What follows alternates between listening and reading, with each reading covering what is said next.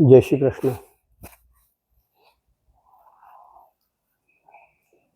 आपण श्रीमद भगवद्गीता आणि महाभारत चिंतनामध्ये अध्याय 1 श्लोक नंबर 8 यामध्ये दिलेले वेगवेगळे जे चरित्र आहे त्या चरित्राचा अभ्यास आपण करीत आहोत. बऱ्याच लोकांना प्रश्न आहे की या चरित्राचा इतक्या डीपमध्ये अभ्यास करण्याची आवश्यकता तरी काय. पण एक गोष्ट समजून घेणं आवश्यक आहे की श्रीमद भगवद्गीता जी आपल्याला भगवान कृष्णाने सांगितलेली आहे, व्यास मुनींनी रचलेली आहे. अध्याय 2 पासून श्रीमद भगवद्गीता सुरू होत आहे. 2 अध्यायाच्या 11 श्लोक पासून असं लोक म्हणतात. म्हणजे पहिल्या अध्यायाला तेवढं महत्व नाही का. परंतु पहिला अध्याय ही प्राथमिकता आहे हे बरेच लोक विसरून जातात. कारण जोपर्यंत आपला पाया भक्कम होत नाही तोपर्यंत त्याच्यावरती इमारत उभी राहू शकत नाही. श्रीमद भगवद्गीतेमध्ये तत्वज्ञान आहे, आत्मज्ञान आहे, विविध प्रकारचे ज्ञान आहेत. पण ज्ञानाचा पाया काय असावा हा भाग सगळ्यात महत्त्वाचा आहे. जर माझा पाया ज्ञानाचा पाया जर कुमकुमत असेल तर ती इमारत उभी राहील का, टिकेल का, हा सगळ्यात महत्त्वाचा प्रश्न आहे. त्या भूमिकेतून प्रथम अध्यायामध्ये ज्या बाबी दिलेल्या आहेत, जी वास्तविकता दिलेली आहे, तिथलं चित्रण दिलेलं आहे, त्यामधून आपण काय समजून घ्यायचं आहे हे समजून घेणं आवश्यक आहे. आज आपल्या डोक्यामध्ये एक भूमिका, एक भाग निश्चय आहे की श्रीमद भगवद्गीता पारायण केल्याने, पठण केल्याने किंवा त्याच्याबद्दल कीर्तन केल्याने पुण्य मिळेल, साक्षात्कार होईल किंवा मला आत्मज्ञान लाभेल. ते लाभेल नक्की, पण ते सेकंडरी आहे. प्राथमिक स्टेज काय आहे, माझा व्ह्यू काय आहे, मी कोणत्या हेतूने, कोणत्या दृष्टीने श्रीमद भगवद्गीतेकडे पाहतो आणि त्यामधील जे चरित्र आहे त्या चरित्राचा मी अभ्यास कशा प्रकारे करतो. आणि श्रीमद भगवद्गीता 5000 वर्षापूर्वी जी सांगितली गेलेली आहे ती आज मला कशा प्रकारे उपयोगी आहे हे समजून घेणं आवश्यक आहे. आणि ते आज कशा, फक्त आत्मज्ञानासाठी नव्हे तर माझ्या डे टू डे लाईफमध्ये, माझ्या दैनंदिन जीवनामध्ये ती मला कशी उपयोगी पडेल, कशी सहाय्यभूत आहे ह्याचा आपण विचार करीत आहोत. आणि त्या दृष्टिकोनातून ह्या ज्या बाबी आहेत त्या आपण डीपमध्ये किंवा मग सूक्ष्मरित्या समजण्याचा प्रयत्न करत आहोत. कारण जोपर्यंत आपण सूक्ष्मरित्या समजण्याचा प्रयत्न करत नाही तोपर्यंत त्यामागची भूमिका आपल्याला समजत नाही. ह्या दृष्टिकोनातून जे आपण द्रोणाचार्य, पितामह भीष्म, कर्ण हे 3 श्रेष्ठ चरित्र पाहिली. त्यानंतर मग आज आपण जे म्हणू कृपश्च समिती जय त्या ह्याच्यामध्ये, आणि नंतर मग खाली अश्वत्थामा विकर्णश्च सोमदत्तस्तथैवच, कृपाचार्य आणि अश्वत्थामा ही 2 चरित्र आज आपण पाहणार आहोत. कारण आणि कृपाचार्य हे आपण नाव ऐकून माहिती आहे, अश्वत्थामाचं पण नाव ऐकून माहिती आहे. हे दोघेही चिरंजीवी आहेत असं आपल्या डोक्यात आहे. आणि श्रीमद भगवद्गीतेमध्ये ते दोघेही कौरव पक्षाकडून होते ह्याच्याबद्दल आपल्याला माहिती आहे.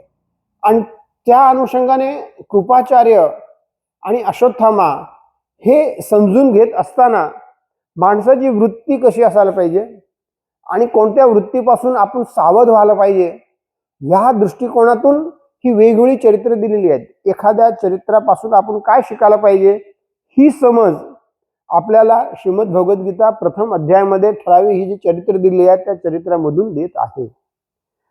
आज आपण काही लोक म्हणतात ते काल्पनिक आहेत, ते कशासाठी त्यात ते काल्पनिक असल्या कारणाने त्याच्यावरती किती विश्वास ठेवायचा.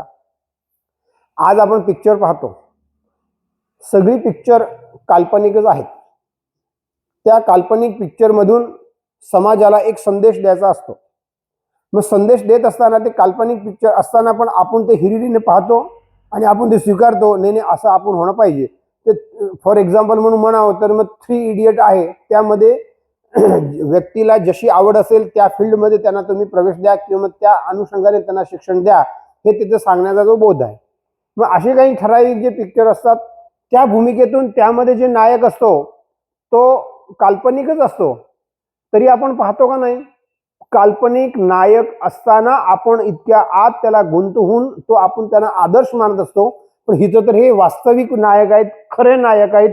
आणि जर ह्याच्या गुणाबद्दल आपल्या मनामध्ये आदर निर्माण झाला तर त्याचा परिणाम माझ्या मनावरती होतो. हा भाग मध्ये आपण बघितलेलं होतं की चरित्रांचा अभ्यास का करायचा, लहानपणापासून मुलांना श्रेष्ठ चरित्र का सांगायची, त्या गुणाचा अभ्यास त्यांना का करायला लावायचा, तर त्याच्या मनावरती सायकॉलॉजी न्यूरोलॉजीवरती त्याचा परिणाम होतो. आणि तो जो परिणाम होतो तो आयुष्यभर त्याच्या मनामध्ये टिकतो आणि त्याप्रमाणे त्याला एक वेगळी प्रेरणा मिळते. आज आपल्याला प्रेरणा कुठून कशी मिळते आहे, जे काल्पनिक चित्र आहेत, काल्पनिक नटनटी आहेत, काल्पनिक सेलिब्रिटीज आहेत, जे वास्तवमध्ये आहेत का, वास्तवमध्ये असताना ज्या बाबीचा आपण अभ्यास करायला पाहिजे त्याचा अभ्यास आपल्याकडनं केला जात नाही.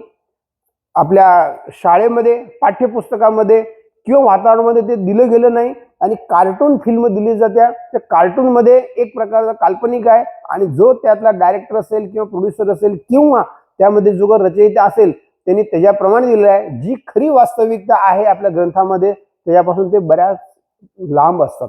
त्या भूमिकेतून आपण कृपाचार्याचं जर चरित्र बघितलं, त्यांचे वडील शरदवान गौतम म्हणजे गौतम ऋषी यांची मुलगा शरदवान, आई जानपदी अप्सरा, आणि शरदवान व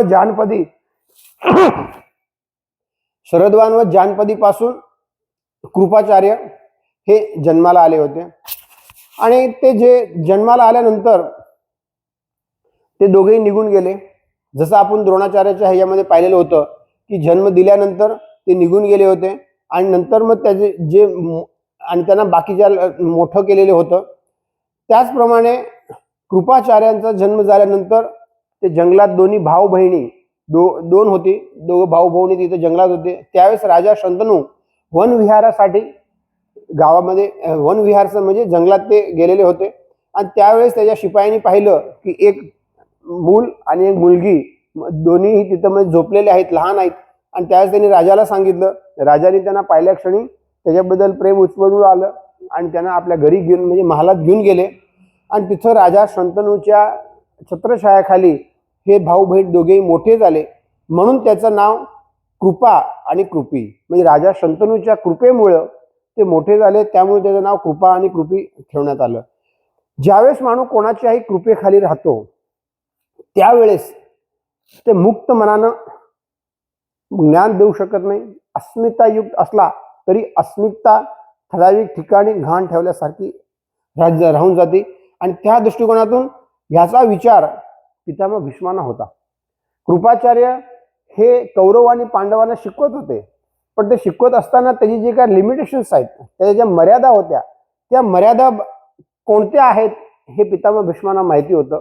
म्हणून ज्यावेळेस मी द्रोणाचार्य राजा द्रुपदकडनं अपमानित होऊन परत आले त्यावेळेस हे ज्यानं समजलं, कारण द्रोणाचार्य कृपाचार्यापेक्षा श्रेष्ठ होते. म्हणून त्यांनी बोलून घेतलं पितामह भीष्मांनी आणि आपल्या द्रोणाचार्यांना आचार्यपदी नेमलेले होते. थोडक्यात आजच्या भाषेत आपण सांगायचं ते समजत झालं तर कृपाचार्य हे ग्रॅज्युएशन पर्यंत शिकवत होते आणि त्याच्या पुढचं म्हणजे पोस्ट ग्रॅज्युएशनचा जो कोर्स आहे किंवा त्याबद्दलचं जे ज्ञान आहे ते द्रोणाचार्याकडनं कौरवांनी आणि पांडवांनी घेतलेलं होतं. आणि त्यामुळं जे ज्ञान देणारी व्यक्ती अर्थ आणि सत्तासाठी लाचार असेल तर शिकणारे विद्यार्थी तेजस्वी आणि अस्मितायुक्त होऊ शकत नाही.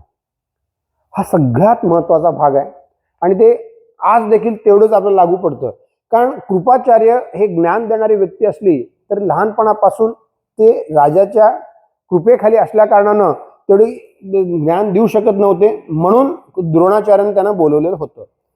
आता आजची जी शिक्षण संस्था आहे, आजची शिक्षण संस्था सत्ता आणि अर्थ ह्याला अधीन आहे.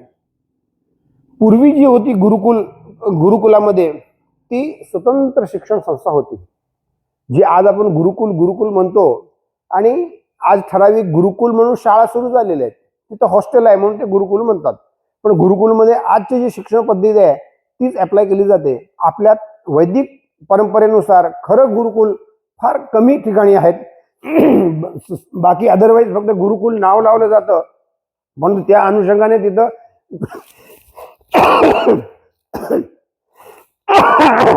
सॉरी गुरुकुलामध्ये जे शिक्षण दिलं जात होतं त्याप्रमाणे शिक्षण दिलं जात नाही.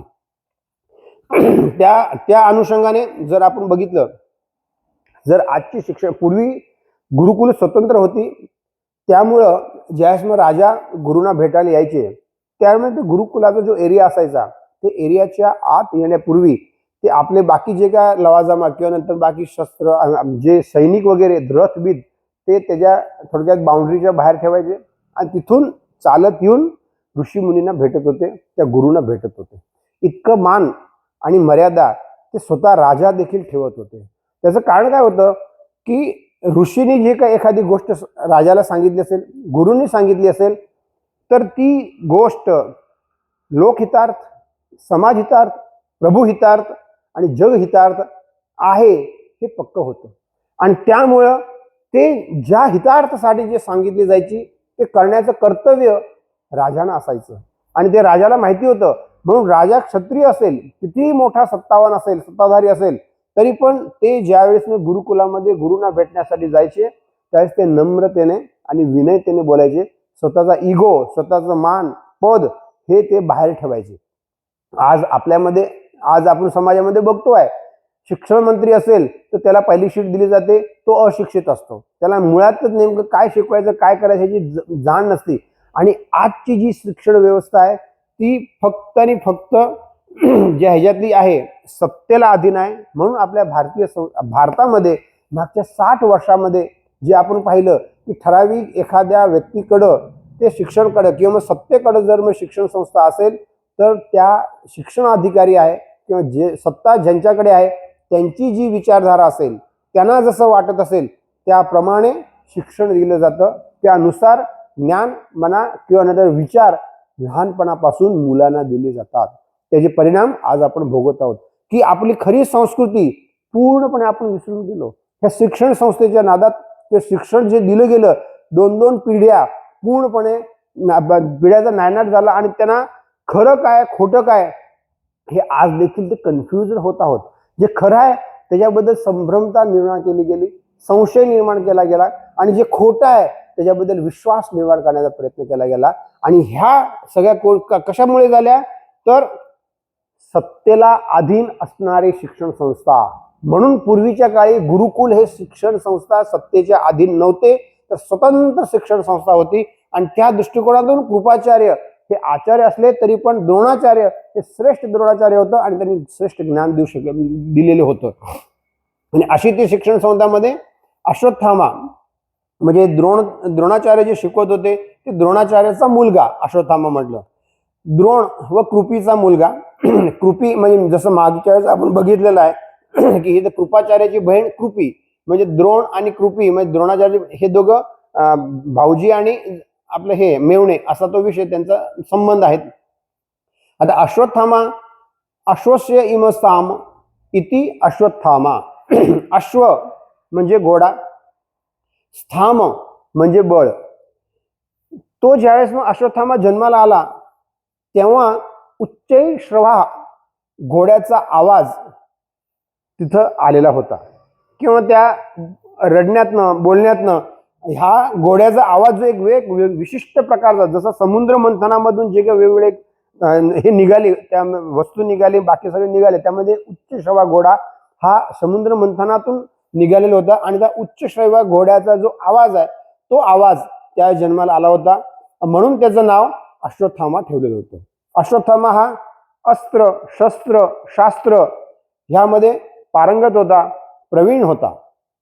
फक्त त्याची दुर्बलता एकच होती, कीर्ती आणि भोगासाठी ती जगणारी व्यक्ती होती. त्यामुळं अश्वत्थामाने ज्यावेळेस मग संपूर्ण युद्ध संपलं, युद्ध संपल्यानंतर दुर्योधन पूर्णपणे रक्तबंबाळ होऊन पडलेला होता. बाकी सगळेच संपलेले होते. हे तिघच फक्त शिल्लक राहिलेले होते, अश्वत्थामा, कृपाचार्य आणि कृतवर्मा. ते तिघी पळत पळत गेले दुर्योधनकडं. बघितल्यानंतर अश्वत्थामा आणि दुर्योधन हे जवळचे मित्र होते, लहानपणापासून एकत्र होते, पण त्याच्यामध्ये एक विशिष्ट आदर होता. राजा म्हणून तो त्यांना मानत होता. आणि त्या दृष्टिकोनातून त्यांना बघितल्यानंतर मग दुर्योधननी सांगितलं की मला पांडवांनी अधर्माने मारलेलं आहे. बाकी आपल्या कितीतरी कर्णाला, भीष्माला अधर्माने पांडवांनी मारलेला आहे. आणि त्यामुळे त्याचा जोपर्यंत नाश होत नाही, त्याला जोपर्यंत धडा शिकवला जात नाही, तोपर्यंत मला मृत्यू व्हायचं अवघड आहे. की मला जी माझी ती मला जी काळजी आहे किंवा माझा जे म्हणजे क्रोध आहे त्याच्याबद्दलचा, तो शांत होणार नाही. हे अश्वत्थामाने हे फक्त ऐकलं, त्याच्या डोळ्यातून अश्रू पण आले माझ्या मित्राची अशी अवस्था बघून. महाभारतामध्ये व्यास मुनीची जी लेखणी आहे ती अद्वितीय आपण म्हणतो आहोत. ते खरोखर ज्यावेळेस आपण महाभारताचा अभ्यास करू की त्यांनी जे लिहिलेलं आहे ते जसं जसं आपण वाचू ते नजरेसमोर एक प्रकारचे सगळं दृश्य निर्माण होतं. एकही छोट्यातली छोटी गोष्ट त्यातनं ते राहू शकत नाही. ज्यावेळेस नजरेसमोर दुर्योधन पडलेला होता, हे तिघे तिथे आले, तर आजूबाजूचं वातावरण, शरीरातलं जे रक्त कुठं वाहते, कशा प्रकारे वाहत आहे, त्याच्या चेहऱ्यावरतील भाव, आणि हे ज्यावेळेस तिघे आले त्यावेळेस साहजिकच माणसाच्या मनात विचार येतो, एवढा मोठा राजा आणि कुठल्या परिस्थितीत आहे. त्यावेळेस आपला अश्वत्थामा हा ह्यांना सांगतो दुर्योधनला, संपूर्ण जग ज्यांच्या पायाखाली लोळत होतं तो आज जमिनीवरती लोळत आहे. संपूर्ण जगाचं ऐश्वर भोग ज्यांच्या समोर नाचत होतं तो आज अपंग होऊन पडलेला आहे. संपूर्ण जगाचं शस्त्र अस्त्र, संपूर्ण सेना ज्याच्या एका इशाऱ्यावरती नाचत होती तो आज शस्त्रहीन अस्त्रहीन सेना होऊन जो राजाधिराज होता तो असाच पडलेला आहे. असे एक रूपकात्मक वाक्य वेगवेगळ्या पदार्थ हे दिलेले आहे की जसं माणूस आज आपण पण एखाद्या ठिकाणी गेलो, त्या परिस्थितीमध्ये समोरची व्यक्ती कुठल्या परिस्थितीत असेल, आपल्या मनात तो विचार येऊन जातो, हा काय माणूस होता, काय त्याचा म्हणजे लवाजमा होता, काय त्याची श्रेष्ठता होती, तरी आज असा. आणि तो मनात येणारा विचार, मनात येणारे संदेश हे व्यास मुनींनी ज्या त्या वेळी प्रत्येक वेळेस एक्सप्रेस केलेले आहेत वेगवेगळ्या व्यक्तीकडून, किंवा त्या जे व्यक्ती आलेले आहेत त्यांच्याकडून. कोणीतरी एकदम व्यक्ती स्तब्ध होऊन जातो पहिल्या क्षणी, त्याला काहीही सुचत नाही. अशा ज्यावेळेस स्तब्धतेचा विषय असतो त्यावेळेस मग तसे एक प्रकारचं वातावरण किंवा त्या अशा प्रकारे त्यांची लेखणी त्यांनी काम केलेलं आहे. आणि ह्या दृष्टिकोनातून अश्वत्थामाने काही करून रागावलेला होता, काही करून पांडवांना आपण धडा शिकवायचा हे त्याच्या डोळ्यात होते, हे मनात होतं. त्यावेळेच्या नियमाप्रमाणे सूर्यास्त झाला की युद्ध करत नसे. रात्र झालेली होती. तिघेही कृतवर्मा, अश्वत्थामा आणि कृपाचार्य हे पांडवाच्या ज्या छावण्या होत्या त्या छावण्याजवळ पोचले. लांबून लपून राहिले, कारण त्यांनी पांडव सेनापैकी कोणी पाहिलं तर त्यांना पकडलं जाईल कदाचित ती भीती होती, म्हणून ते लांब बसून राहिले. त्यावेळेस कृतवर्मा आणि द्रोणाचार्य कृपाचार्य हे थोडेसे म्हणजे पौडले, झोप लागली त्यांना. हा मात्र जागा होता अश्वत्थामा. त्यावेळेस त्यांनी एक बघितलं, झाडावरती मोठं झाड होतं, ज्या झाडाखाली ते थांबलेले होते तिथं कावळे होते. घुबड, रात्रीचा जो शिकार करणारे पक्षी, तो घुबड त्यावेळेस तिथं आला. आणि जे कावळे तिथं राहिलेले होते त्या कावळ्याची जी अंडी दिलेल्या होत्या ते तिथं त्यांनी अटॅक केला.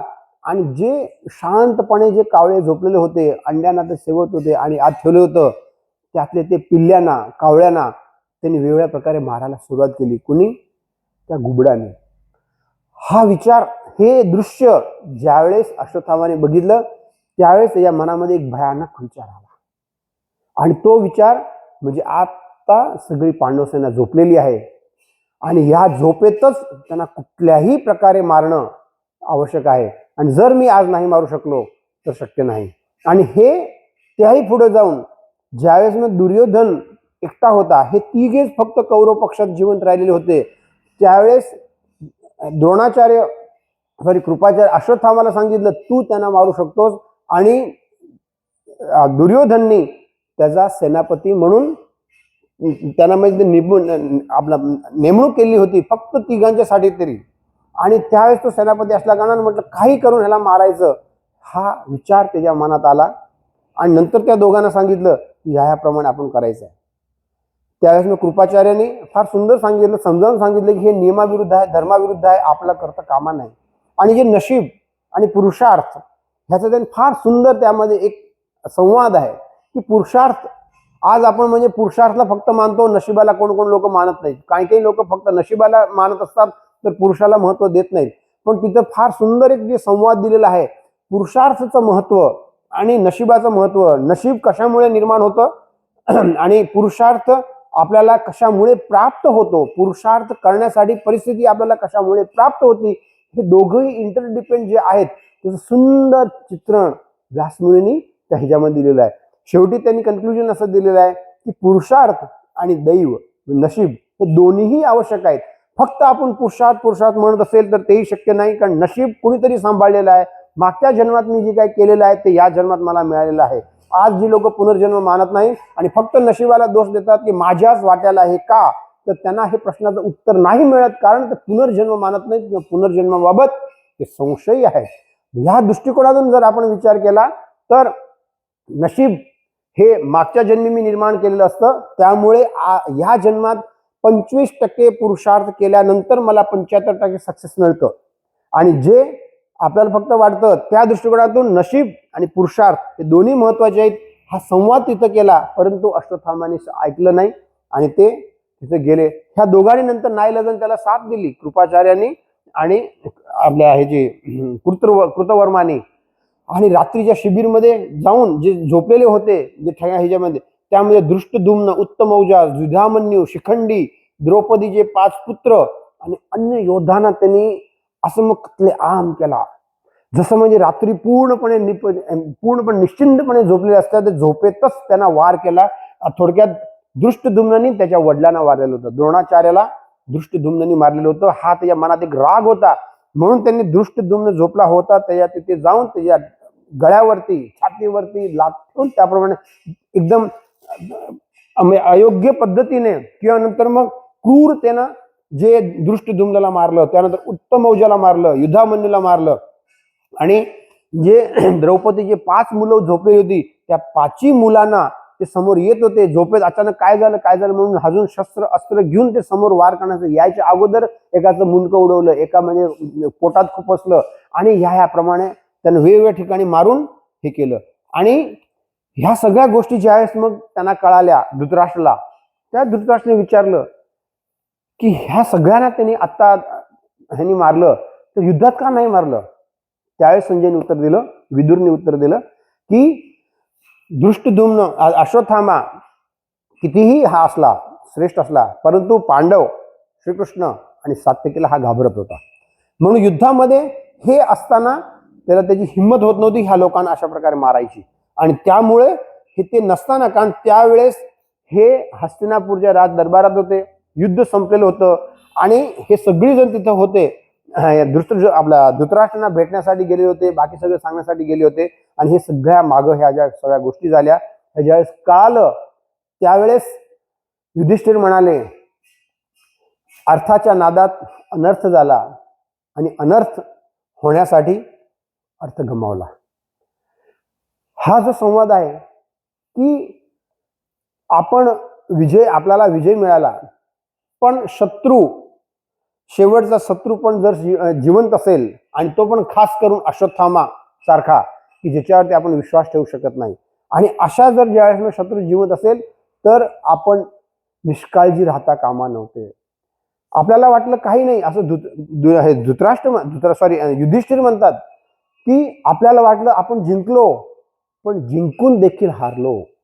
कारण जे लोक जिवंत 5 मुलं हे श्रेष्ठ जे होते, दृष्टद्युम्न, उत्तमौजा, युधामन्यू, शिखंडी, हे आणखी श्रेष्ठ असे युद्धे होते, त्या सगळ्यांचा एका रात्रीत त्यांनी कत्ल केला, एका रात्रीत त्यांना संपवलं. म्हणून मी जिंकलो असताना देखील हारलो असं शेवटी युधिष्ठिर म्हणतात. पण इथून ह्या बेसिकली आपल्याला काय धडा घ्यायचा आहे, कशा प्रकारे करायचा आहे. आणि त्या ह्याच्याप्रमाणे ज्यावेळेस मग अश्वत्थामा सगळ्यांना मारतो, दुर्योधनकडे जातो की फक्त पांडव पक्षामध्ये हे 5 आणि 6 7 जण शिल्लक राहिले. 5 पांडव, भगवान कृष्ण आणि सात्यकी, आणि कौरव पक्षात फक्त आम्ही तिघे जिवंत आहोत, अश्वत्थामा, कृपाचार्य आणि कृतवर्मा. त्यावेळेस दुर्योधनला शांतता मिळाली आणि त्याने त्याचा प्राण सोडला.